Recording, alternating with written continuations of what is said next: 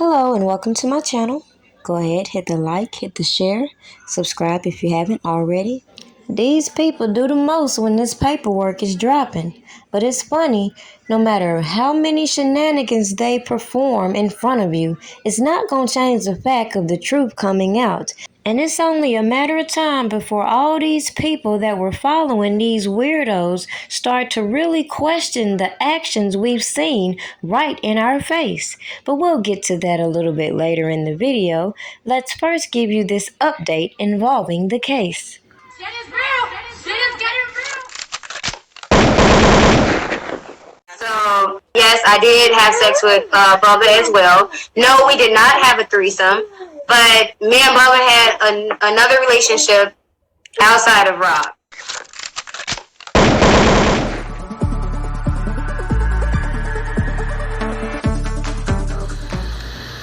Kelly, with you?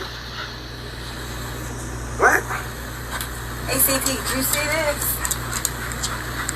Look, if it ain't official Dana J, Levi for Kelly, Primadonnanews, I don't even want to see it. Just take the phone. Look. You got some weed? Dang. Gotta get some. Alright, hurry up. Diesel and them here, everybody here, we waiting on you. Clearly, those of us following the case are very aware of the things that Jennifer Mojene laid out in her latest paperwork, including why she doesn't feel like Robert Kelly should be getting this enhanced sentence, when obviously we know a lot of these allegations that were hurled his way were unsubstantiated, and in fact, they believed using all these janky-ass testimonies from these suspect informants would solidify the fact that we can bring back all the things we know they perjured themselves on the witness stand. But not only that, Mojene has pointed out, obviously, the way the prosecutors wanted to mold this case and technically label certain actions in order to qualify for criminal offenses does not overshadow the intent of certain things that may or may not occurred. However, that is where the acquittal will come into play some have forgot about. So just because they are recommending a sentence of 168 to 210 months does not mean that that's going to stand, considering we're still waiting on word about this acquittal. But even more so, there's so many facts that could be talked about, while a lot of people have been activated to once again try to keep your attention off of talking about key points that happened at this trial, while they focus on people such as myself giving my perspective of their stupid ass antics. So allow me to remind you the same thing I brought to your attention 3 years ago.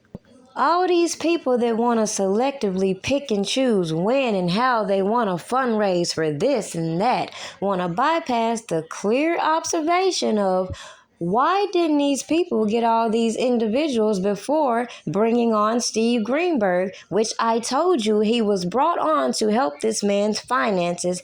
Yet it seems like to me he brought even more janky-ass people around who admit to working for him, who actually was listed in some uncharged accusations against Robert Kelly, which nobody likes to talk about, as they ran to him trying to put this janky-ass docuseries together, which I knew was only directed towards a specific federal witness that went left right in your face. So as I continue to watch these people recreate what happened, just keep in mind, I told you, I thought it was suspect, yet I made no allegations. Yet when you see these people coming out here trying so hard to paint a narrative for you, let's just go back to the basics and talk about the facts of the case that they don't want to focus on. Okay? So maybe these No Child Left Behind rejects on the internet have not figured out why I have turned against everything certain individuals came on these platforms saying. So do you really think I give a shit what they think when I told you these cases would not have came to be if people were more proactive debunking the lies from jump and putting the pressure on these officials that are clearly violating this man's rights while people in their feelings thinking I give a flying fuck what they think about me, anything I've done in the past, and how I feel about the topic at hand. Make this shit make sense.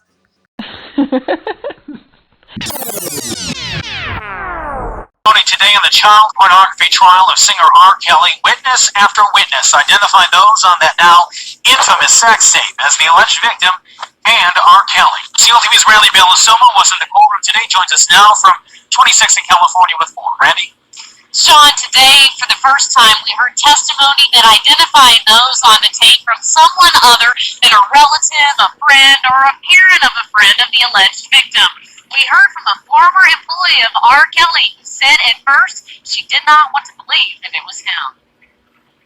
Lindsay Perryman worked for Robert Kelly on and off from 1999 to 2006, doing everything from cleaning floors to handling the defendant's personal business. She told the court that included driving the alleged victim in the now infamous sex tape to and from his Olympia Fields home. She also testified to often seeing the girl at Kelly's recording studio, sometimes carrying a pillow and an overnight bag. The image that I saw looks exactly like Mr. Kelly, Perryman said, then IDing the female on the tape, citing her facial features and her cheekbones. During cross-examination, defense attorney Mark Martin inquired about Perryman's purported master's degree from a recording conservatory in Arizona, a degree she said took only months to acquire. I didn't go to Oxford or Harvard, no, Perryman replied. Also taking the stand was Jada Burnett, a family friend of the alleged victim. She said the female on the tape was about 12 or 13 at the time and noted her distinctive cheeks and facial structure. However, that's as far as she could go. Here's an exchange during cross-examination by defense attorney Sam Adam Jr. At some point, you'd have had to have seen her naked. You were so close, right? I've never seen her naked. 22-year-old Raven Gangler testified as well, saying the girl on the tape was her friend from junior high. She said that was something that was absolute and said the alleged victim was very proud of her relationship with R. Kelly. Generation tape that was filled with all sorts of video noise where you couldn't identify, in my opinion, anybody. That's my view of the tape.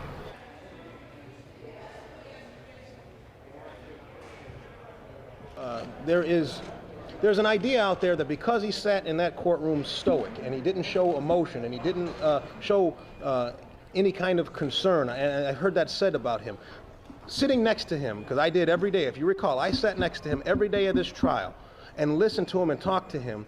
He was a very caring and concerned person. He just knew that every move that he made was going to be criticized, every move that he made was going to be watched, every move that he made was going to certainly come out in a newspaper or on television, and so his way of dealing with it was to be stoic.